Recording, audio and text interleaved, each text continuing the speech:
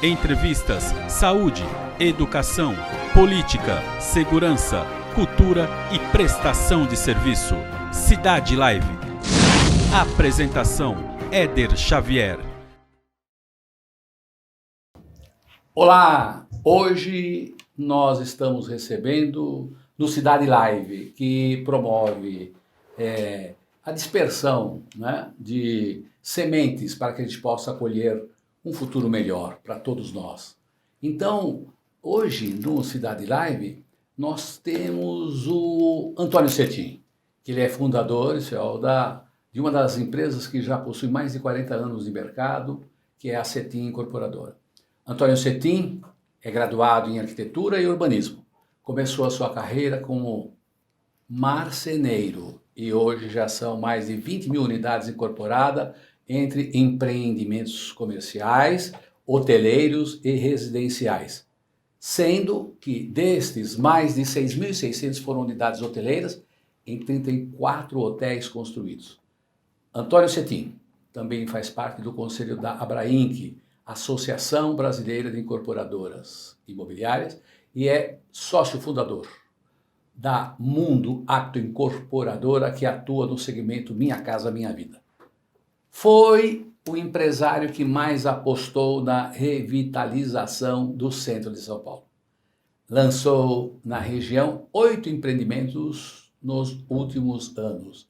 Antônio Cetim, ele topa qualquer parada. E nós vamos bater um papo. E além de ser um grande nome do mercado imobiliário, o Cetim também lidera o mercado hoteleiro. Então você seja bem-vindo ao Cidade Live. Nós vamos ter bastante inspiração hoje.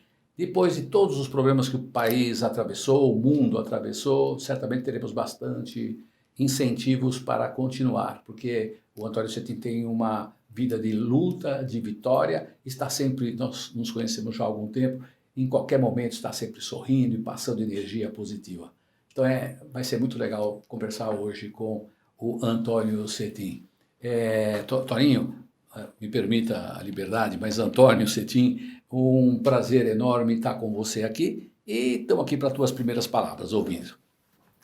Bom, em primeiro lugar, obrigado, né, ter essa oportunidade de estar aqui nos seus estúdios em São Caetano, falando um pouquinho sobre a minha experiência e também, especialmente, sobre o mercado imobiliário, né? O mercado hoteleiro também, que é um segundo viés que existe na minha empresa há mais de 20 anos, mas a minha empresa com 42 anos de luta, né, a gente já passou e assistiu muitas crises, na maioria delas visíveis, diferente dessa agora que é uma crise provocada por um bicho que ninguém consegue enxergá-lo, mas eu acho que é mais uma experiência importante para um empresário e para um país, especialmente, mas eu tenho certeza que vamos sair muito mais fortes, muito mais preparados para o futuro que o Brasil está construindo lá em Brasília, construindo aqui nas nossas famílias. Eu acho que temos uma oportunidade enorme de transformar o nosso mundo. Éder. Muito bom. E você vê, nós tivemos nesses idas e vindas, né? O que a gente percebe também na minha profissão, no trabalho, né, com contato com tantos outros empresários e tal, me parece que não é este ou aquele, o nosso programa não tem nenhum comprometimento político de esquerda e de direita, não é essa a conversa, nem você tem essa pretensão, lógico. Mas história com H, não história com história para defender esta tese ou aquela, história com H, coisas verdadeiras. Como você bem disse aí, o Brasil passou muitas vezes uma decisão, uma canetada do tal do presidente ou do Congresso ou do que for, causa um prejuízo enorme, cria uma situação quase intransponível, e você citou que passou por algumas, como todos os empresários na nossa contemporaneidade. Então eu falo com você, Antônio, tem uma que é mais marcante. Por exemplo, nós temos um amigo em comum que chama Mário, que passou por uma tão marcante que deu muita dificuldade para a história dele, que era uma história de sucesso no ramo imobiliário. Então, tem alguma que você lembra assim que foi mais marcante, que criou muito? Por exemplo, nós tivemos ultimamente aquela história dos distratos, né? Isso foi mais ultimamente, mas acho que teve outras coisas mais complicadas, não teve, para o ramo? Olha, Éder, crise mais recente, na cabeça da gente, é a pior. A gente Sim. precisa olhar para trás com um certo tempo, né? A história com H, é que conta a verdade para a gente, né? Você olha para o mundo normalmente e você mede em séculos ou em milênios, né? Mas olhando para a minha história, de 42 anos de empresa, que eu comecei literalmente do zero, eu acho que a pior delas foi quando o Collor tomou todo o nosso dinheiro. Nunca me esqueço que naquele momento me faltava dinheiro para duas coisas fundamentais na minha vida. Uma delas era pagar meus funcionários. A minha empresa tinha muita liquidez. A empresa estava muito bem, com recursos para, independentemente de vendas de apartamentos, tocar todos os compromissos, todas as obras. E de um minuto para o outro eu me vi sem dinheiro para pagar meus funcionários. E eu acho que o dinheiro mais sagrado é o dinheiro da pessoa que trabalhou para você. E o segundo dinheiro importante ali, naquele momento que me faltava, era para fazer o parto da minha filha, que 15 dias depois estaria nascendo. Se não fosse a boa vontade do médico em fazer um parto fiado, naquele momento talvez eu tivesse que fazer o parto da minha filha na rede pública, apesar de poder pagar. Então eu acho que o evento Collor foi o evento mais marcante, mas tivemos tantos outros, né? Planos Bresser, Plano Verão, Plano Collor, URV, olha, é difícil sobreviver nessa loucura que é o Brasil, que tem sido o Brasil, sem muito regramento, né? Sem respeito às normas. Eu acho que se a gente olhar para trás, hoje estamos muito melhores. Isso me deixa animado. Animado. Agora você vê, né, você fala com bastante ênfase e toca numa coisa muito interessante mesmo. Quer dizer, alguém trabalhou para você, você não conseguir pagar, né? E você que tem uma luta, uma vida de luta também, em algum momento necessitou lá do salário, quando moço. Então, isso e depois uma filha, né? E como que encontra energia? Como é que faz? O que é? É uma fé? O que a gente tem que fazer nessa... Porque tem muita gente que está nos ouvindo, né? Companheiros, amigos, os telespectadores nossos, e também estão em dificuldade, né? Até por esse invisível, e também é invisível, mas algumas coisas também foram exageradas, mas não, sem entrar nessa discussão aí, eu digo para você, como é que faz para você, como é que faz? A gente pede a Deus, faz uma oração, é a família que dá, o que acontece? O que aconteceu com você, né? Eu acho que é uma série de coisas, né? Eu acho que primeiro eu não sei fazer nada diferente daquilo que eu faço no meu dia a dia, que é acordar cedo e trabalhar. Eu acordo cedo por natureza, né? Eu nasci no mato, né? Eu sou paranaense, não tinha energia elétrica, então com o nascer do sol eu acordava, e com o pôr do sol eu tinha que dormir, não tinha alternativa, e isso ficou. Então eu acordo cedo, eu amo o que eu faço, então eu acho que é fundamental qualquer coisa que você faça, né? Eu até digo isso para meus filhos, faça qualquer coisa, seja um bom mecânico de repente, mas faça com amor que você vai se dar bem. Eu adoro o que eu faço. Éder, eu nunca ganhei dinheiro fazendo algo contrariado. Graças a Deus eu deito e durmo no meu travesseiro, porque o que eu ganho dinheiro é aquilo que eu gosto de fazer. Faço com prazer. Então o dinheiro vem por consequência.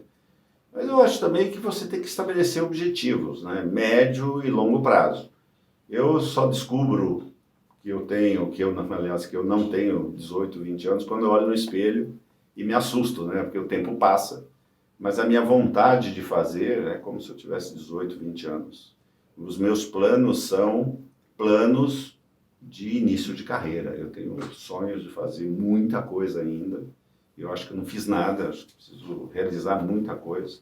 Inclusive realizar coisa para os outros, né? Porque chega um momento da sua vida que você também tem que olhar para as pessoas mais simples, mais necessitadas, começando de dentro de casa, dos seus funcionários, da sua família, né? Então, eu acho que é estabelecer objetivos, né? E não ter outra coisa melhor para fazer como eu, né? Eu não sei jogar, eu gosto de viajar um pouco, mas o que eu amo fazer é o trabalho que eu faço. Muito bem. Quer dizer, então, é uma coisa que sai naturalmente. Então, pelo que eu posso deduzir das tuas palavras, de enfrentar as vicissitudes, todos os problemas que a vida oferece. Estamos falando no mundo empresarial também, e aí podemos levar para a vida pessoal também, porque qualquer um de nós pode ter uma doencinha ou uma piorzinha e tal. O que tem que ter é aquela história, como você bem falou, né? Pelo jeito é assim, olha, se eu olho no espelho, eu também vejo que eu tenho já 67 anos, né? Mas o interior está vibrando, como se tivesse, eu quero fazer, eu vou... E essa vibração, eu acho que não pode vir de terceiros, não sei lá, tudo ajuda, né? O psicólogo, o psiquiatra, todo mundo ajuda tudo. Mas essa vibração, acho que algumas pessoas são especiais, não é só porque elas conquistaram um pouco mais ou um pouco menos, é que elas são especiais porque as coisas brotam naturalmente dela. É como você bem disse, eu às vezes me sinto um pouquinho menos...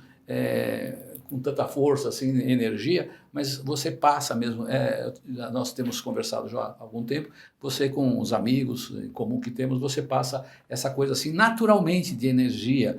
Eu vejo sinceridade nas suas palavras, não é assim, é uma sinceridade no sentido de que nós estamos num bate-papo, viu? Nós não estamos num desses programas de TV que tem que fazer perguntas assim, tudo. Então é assim, eu vejo que você passa naturalmente aquela coisa. Eu ainda sou muito novo, tenho muito para fazer, mas é natural, não foi a psicóloga que mandou você fazer isso, né? Não, agora, também eu acho que... Sem desmerecer os psicólogos. Né? Claro, sem dúvida, eles são importantes em alguns momentos da vida da gente, da nossa família. Mas eu acho assim, Éder, a gente também não pode se iludir que o tempo todo, que eu acordo 7 dias por semana, 30 dias por mês, sempre com alto pique, com vontade de matar um leão e tal. Não, tem dias que você está um pouco mais triste, tem um dia que você tem um problema, mas eu acho que, na média, você tem que ser positivo. E eu vejo, sabe, tem uma coisa que eu acho que me inspira também. Uma vez eu naveguei com a família Sherman, né? São pessoas fantásticas, eu tive o prazer de navegar um final de semana com eles e vi que para você ir lá, às vezes você está indo para cá, indo para lá, mas o objetivo é lá. O vento vai te levar para um canto, vai te levar para o outro, mas você tem que persistir com as suas velas para você ir naquele lugar que você estabeleceu. Se você for, né, cabeça dura e quiser sempre andar naquela direção, você pode se dar mal. Então, às vezes, numa crise, você tem que recolher velas. Né? Às vezes, numa doença, você tem que ser otimista, mas você tem que dar uma parada. Né? Então, a gente tem que entender que ter um objetivo não significa também fechar a mente e só pensar naquilo. Não é? Acho que tem que ter flexibilidade, tem que entender que nem sempre é uma linha reta. Nem sempre é uma linha reta. Né? Bom, falamos um pouco aqui agora sobre os nossos comportamentos, os nossos ideais, o seu. Eu também acabei fazendo alguma coisa do que eu penso. E o entrevistado é você. Mas esse entrevistador aqui fala mais que o entrevistado. Mas tudo bem, vamos para a luta. O Antônio Cetim, é o seguinte, nós tivemos recentemente, agora mais para o mercado imobiliário, depois eu queria tocar no hoteleiro, mas tudo bem. Você começou, o primeiro trabalho foi mesmo no mercado imobiliário e tal. Nós tivemos aquela história de fazer os distratos, né? E faz distrato, e aí a incorporadora, ela fez um contrato com o adquirente e ela comprou o terreno, na frente pagou o terreno, pagou as plantas, os projetos, o marketing, não sei o que e tal, e comprou tijolo, comprou areia, estava fazendo a obra, tem uns empregados, como você disse, para pagar tudo aquilo. Aí, por algum motivo qualquer, alguém fala, não quero mais.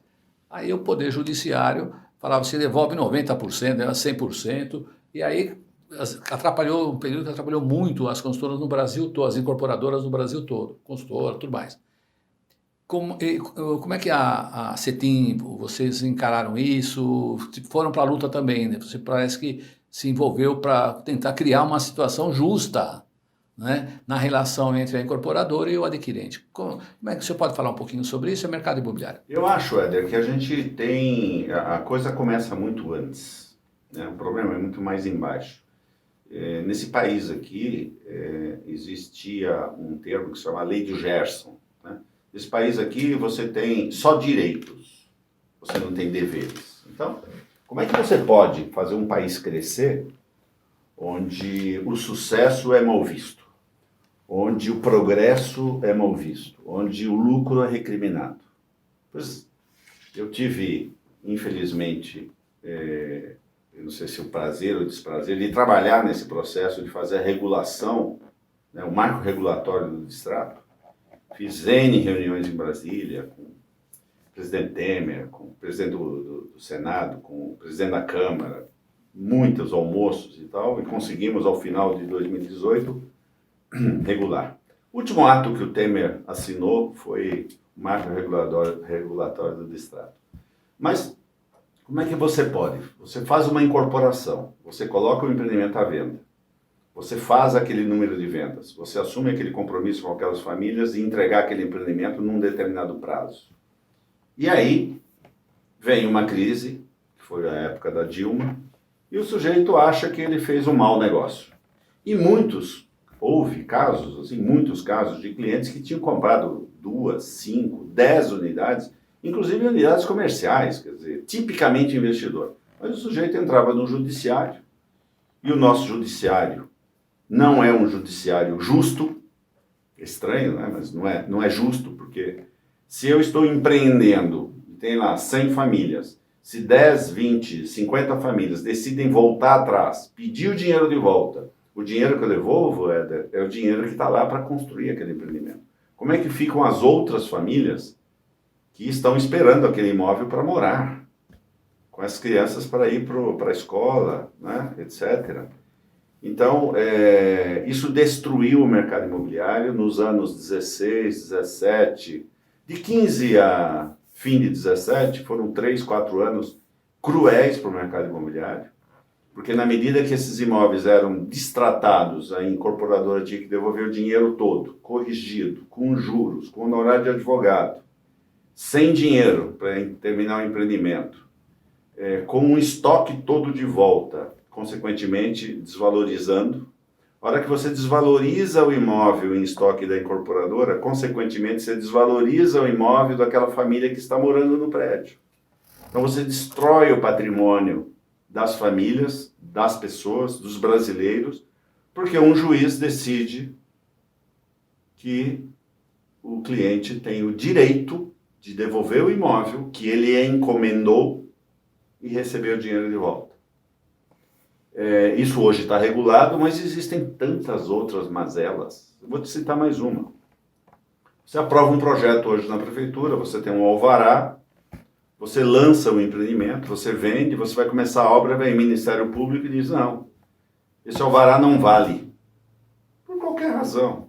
Ministério Público, por qualquer razão, não digo todo o Ministério Público, mas tem alguns promotores que, para aparecerem para a sociedade, criam casos que às vezes inviabilizam o empreendimento que foi lançado, que geraria emprego, que geraria renda, que geraria impostos. E que foi aprovado.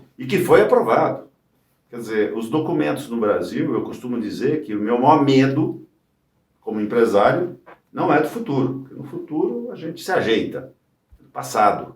Porque o passado a gente não sabe que fantasma vai vir para criar um problema para você e eventualmente até quebrar a sua empresa. Nossa, muito bem colocado. Agora, nós vivemos, por força até da minha profissão, nós vivemos nos últimos anos, você tem toda a razão, nós vivemos aí uma competição, o que apareceu de promotor e juízes, todos querendo ser assim justiceiros e também Moro, né? Acho que todo mundo falou, eu vou ser um Morinho aí, ou seja, qualquer coisa nesse sentido. Nossa, cada absurdo. Me parece que as coisas estão ficando um pouco... Tem muitas mazelas, como você disse, muita coisa para consertar, mas me parece que aqueles que fizeram esse tipo de situação, de onisciência, onipotência, onipresença, eu sou promotor, eu sou juiz, né? Me parece que estão tendo aí um pouquinho de problema. E aí precisa da participação do povo, da sociedade civil, cobrando que as coisas sejam encaminhadas de acordo, dentro do espírito da letra da Constituição, que todo o poder emana do povo. Mas não é esse o caminho do programa. Bom, muita coisa para consertar, e aí nós temos a Abrainc, né? Abrainc. Você faz parte do conselho da Abrainc, né? Exato. A Abrainc, você poderia falar alguma coisa sobre a Abrainc, assim, no sentido de que essas mazelas, tal, há uma estrutura para É difícil, eu sei que é difícil para qualquer associação mudar as coisas. Como é que está a Abrainc? Como é que você vê? Tem esperanças e conquistas? Atrás de toda ação tem uma reação. Eu acho que a Abrainc é fruto, né, de uma reação a certas coisas que vinham acontecendo. A Abrainc ganhou ênfase nos últimos 2, 3 anos, mas já é uma associação, a Associação Brasileira dos Incorporadores, é uma associação de 7 anos aproximadamente. Vem ganhando muito corpo. A gente tinha uma luta muito grande de angariar sócios. Hoje a gente tem gente pedindo para ser sócio, né? Devemos estar hoje, eu não sei o número exato porque acabou de entrar 2, 3 empresas esses dias, mas devemos estar hoje com 50 empresas. São empresas que atuam não só em São Paulo, mas Brasil, por isso a Associação Brasileira, né? Se pegar todas as empresas com toda a sua atuação, eu diria que não tem município no Brasil que não tenha uma dessas empresas atuando. A gente teve grandes conquistas. Eu acho que o marco regulatório do Distrato é uma conquista da Abrainc, né, onde eu tive atuação muito forte, junto com mais alguns colegas.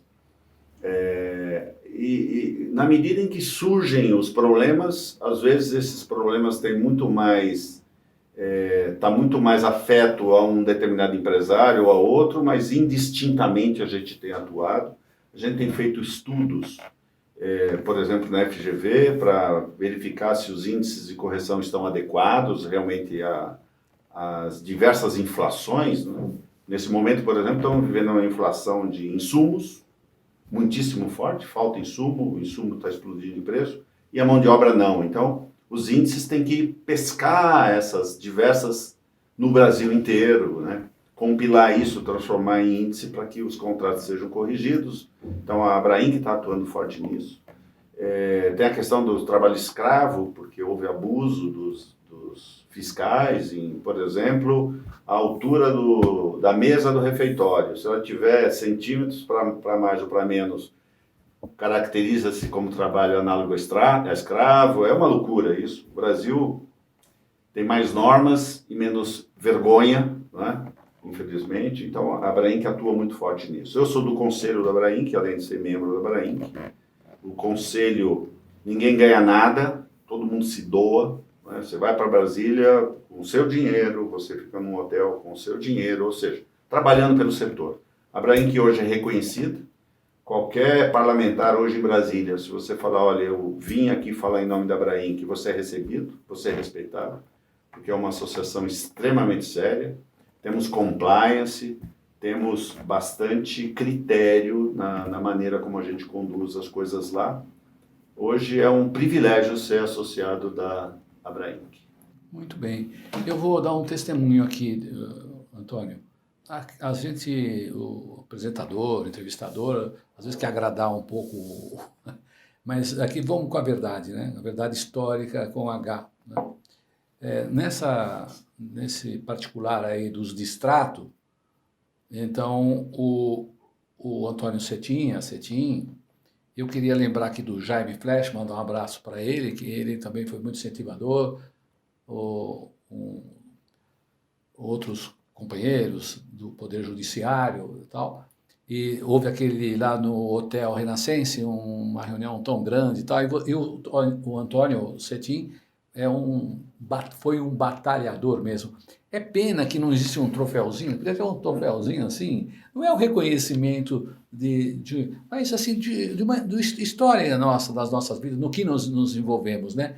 Precisaria assim, vamos falar para a Abrainc lá, fazer alguma, deve ter feito, porque ele foi realmente um lutador bastante denodado, aguerrido, firme, forte, dedicado para essa história que se continuasse. Eu tenho testemunho aqui, não vou citar nome, de outras empresas, né, na área de incorporadora e tal, de que passaram perto da quebra, né? Sim. Mesmo, e tendo um patrimônio danado histórico, né? Que o patrimônio não é só o dinheirinho que a gente tem no banco, né? É o patrimônio moral. E você vê que passaram. E você foi um lutador, vamos falar para a Abrainc fazer um monumento lá. Então a Abrainc foi lá. Bom, agora vamos voltar um pouquinho que eu tinha falado lá numa parte do início do programa. sobre o caso como é que aconteceu? Então, na CETIM, primeiro foi o ramo incorporadora, imobiliário, mercado imobiliário, e de repente foi um negócio de hotel. Como é que é essa história?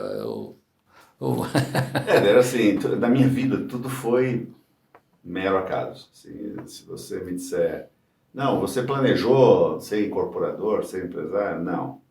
Era a sua meta? Não. Você quis ser hoteleiro? Também não. As coisas foram acontecendo pela natureza, né? Graças a Deus, todas as coisas que foram acontecendo são coisas que eu gosto de fazer. Comecei a incorporar de maneira muito humilde em 1978, começo de 78, fazendo casinhas na periferia, carregando saco de cimento no porta-malas do carro, falando diretamente com o operário ali, com o pedreiro, com o mestre de obra, etc. Em 85 eu vim para a Zona Sul fazer incorporação já de edifícios verticais, não mais casas, e acabei me tornando um incorporador, um empresário do mercado imobiliário. E, graças a Deus, reconhecido hoje pelo respeito que eu sempre tive a contratos, a prazos, a funcionários, etc. Eu sempre gostei do dinheiro como consequência do meu negócio. Eu gosto de fazer o que eu gosto, do jeito que eu gosto, com o dinheiro como consequência. Hotelaria também, por acaso.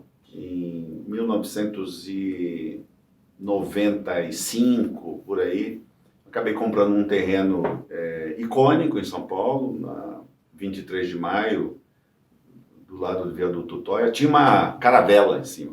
Ah, eu sei. Por isso ele era icônico, né? E era uma caravela que já tinha sido de tudo. Tinha sido restaurante, boate, casa de material de construção, já tinha sido... Casa de material de construção também? Pois é. Aí eu comprei essa caravela e contratei um estudo especializado em hotelaria e acabou viabilizando ali a construção de um hotel. Aí muitos amigos me disseram que eu estava louco, que aquele terreno era um mico, que nada lá dava certo e tal. Eu nunca me esqueço até que eu fiz uma brincadeira. Você faria um prédio e poria no mar? Não, ele vai afundar. Agora, você faz uma caravela e põe em solo, não vai funcionar. Porque a dinâmica daquilo, a arquitetura daquilo, era impossível.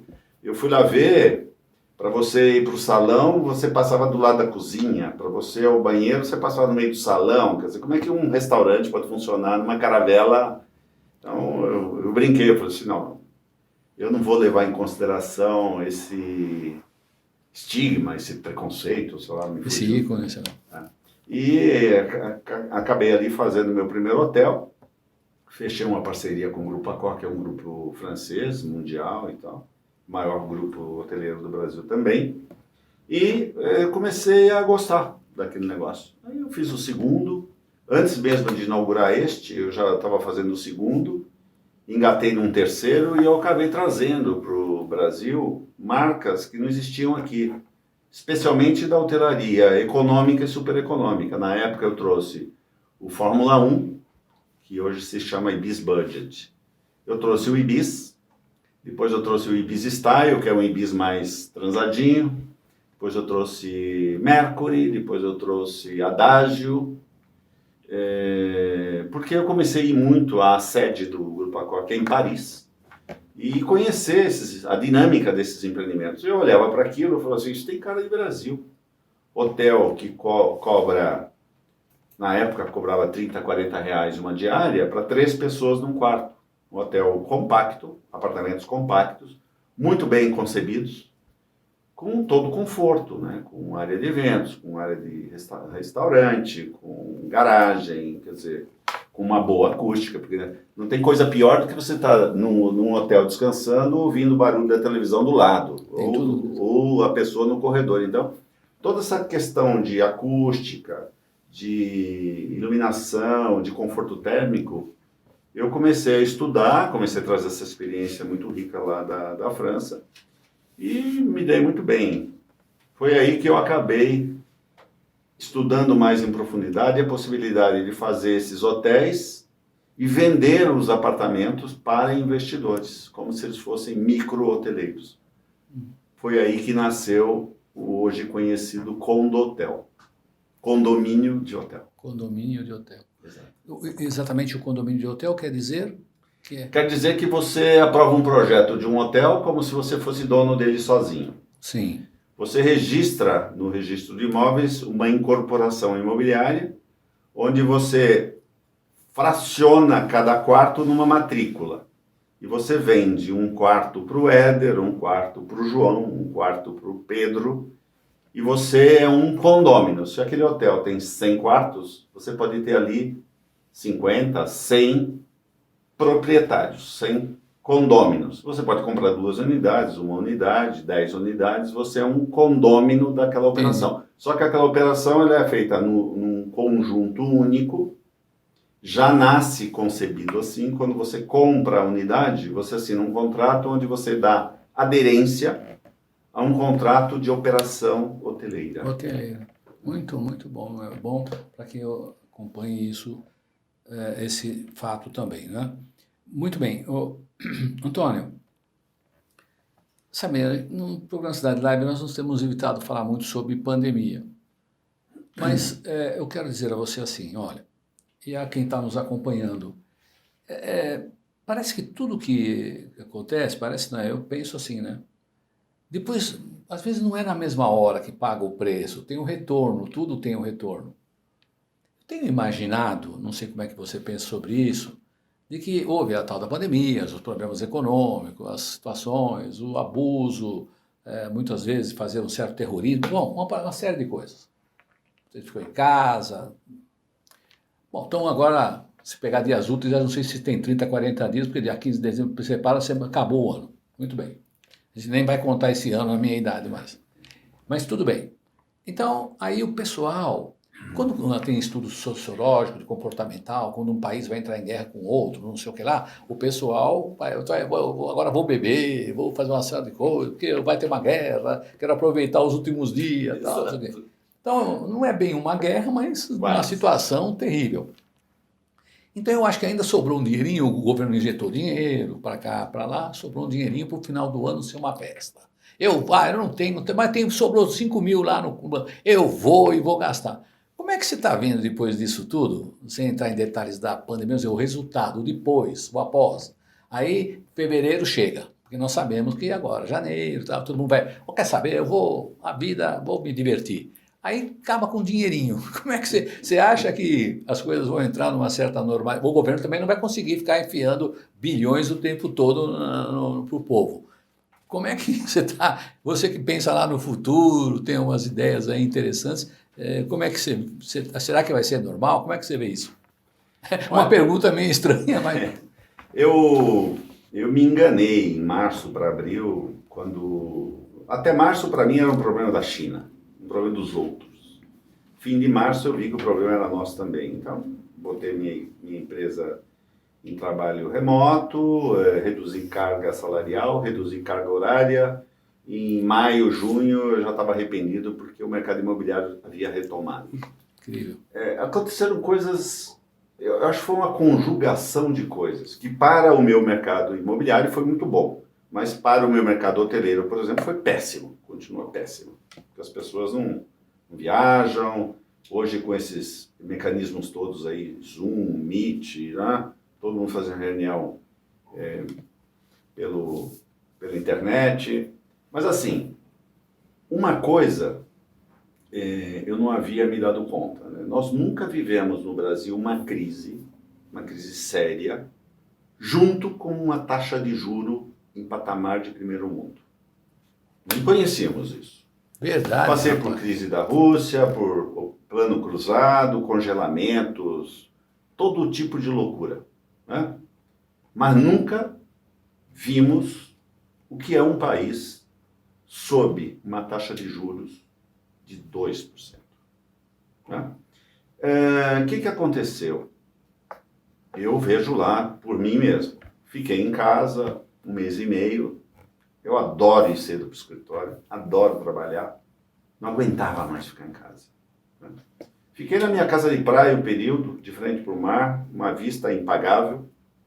Mas 1 ou 2 semanas depois não aguentava mais. Queria a minha mesa no meu escritório. E muita gente é assim também.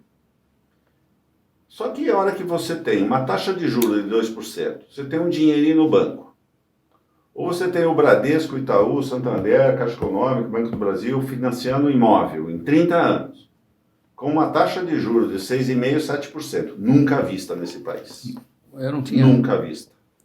Você junta, dinheiro rende no banco negativo. Negativo. Que hoje 2% Não. é 1% a menos do que a inflação. O preço do imóvel começou a subir. Por quê? Porque quando a gente teve o evento do Distrato, que eu comentei há pouco, as empresas pegaram o estoque e queimaram. Vendemos quase todo o estoque, porque precisa fazer caixa para pagar funcionário, para pagar aluguel, para fazer outro prédio. Muito bem.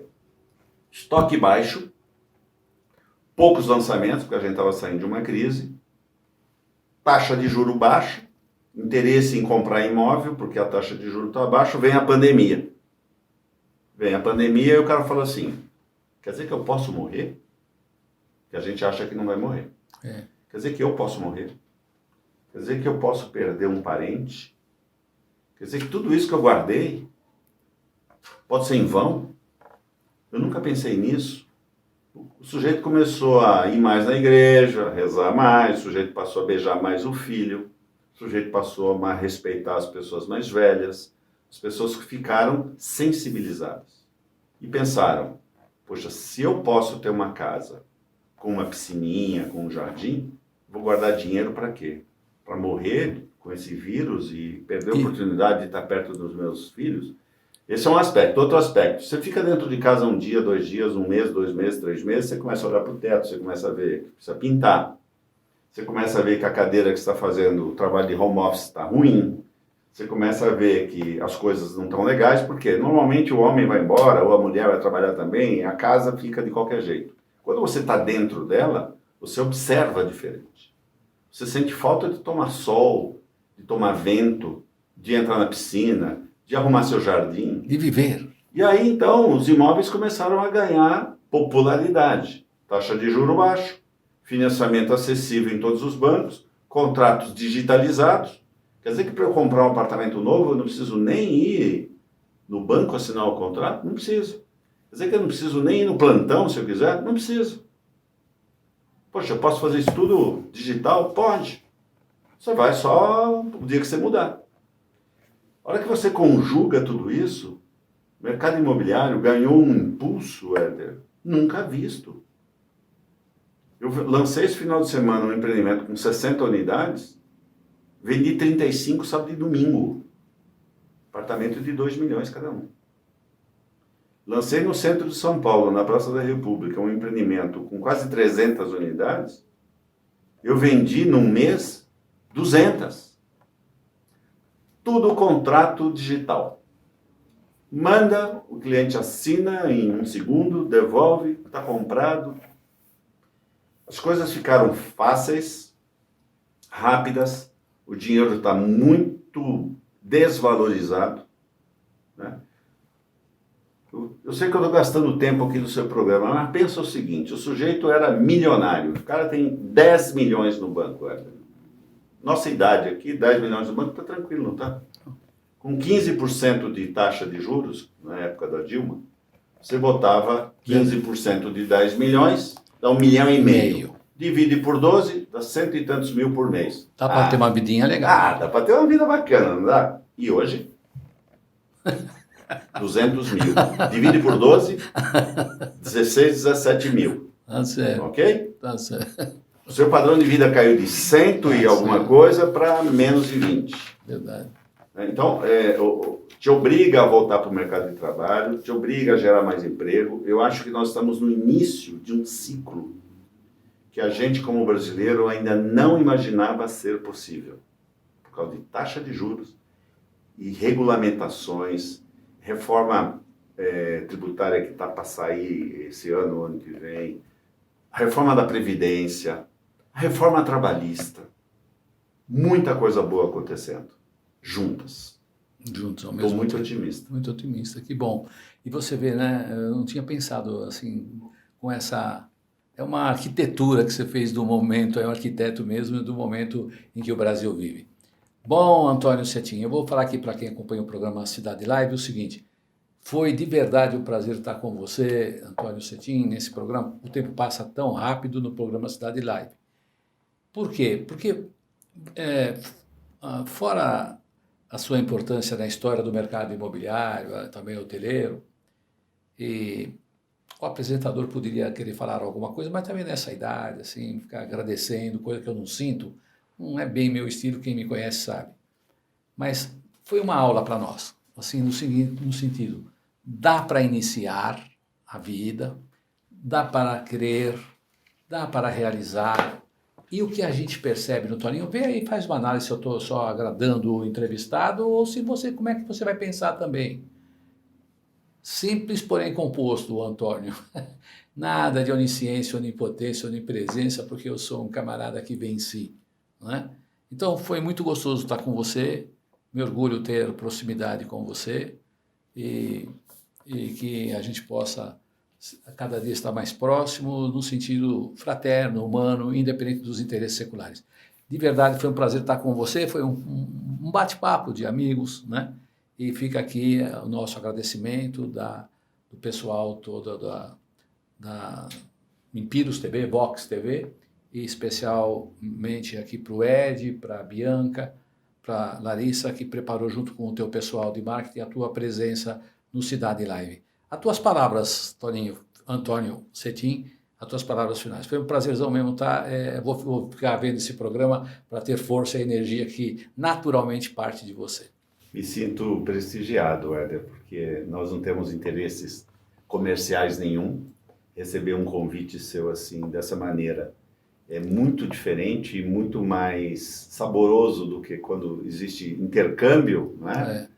Numa TV, digamos, nacional, certamente porque você é um bom anunciante, etc. Não é nosso caso.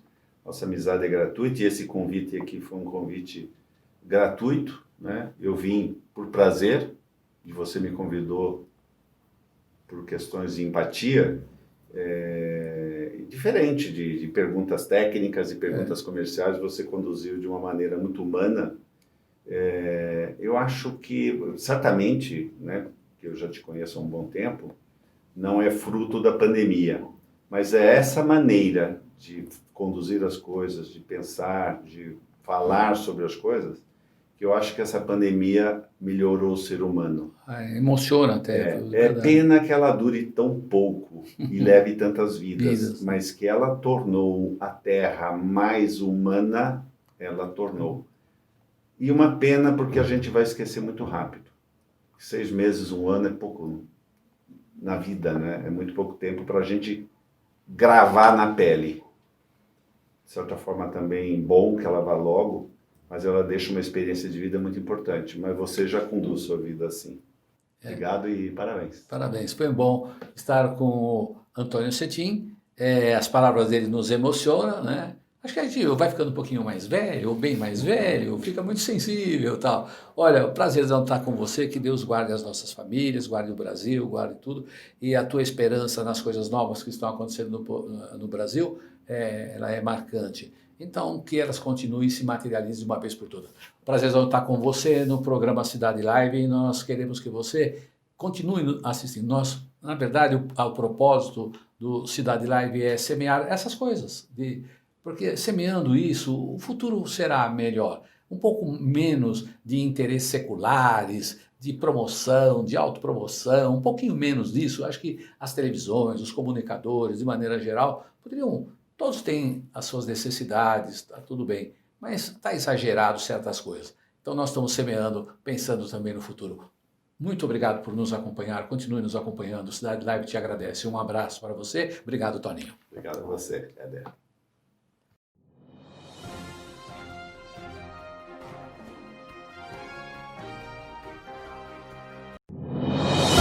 Entrevistas, saúde, educação, política, segurança, cultura e prestação de serviço. Cidade Live. Apresentação: Éder Xavier.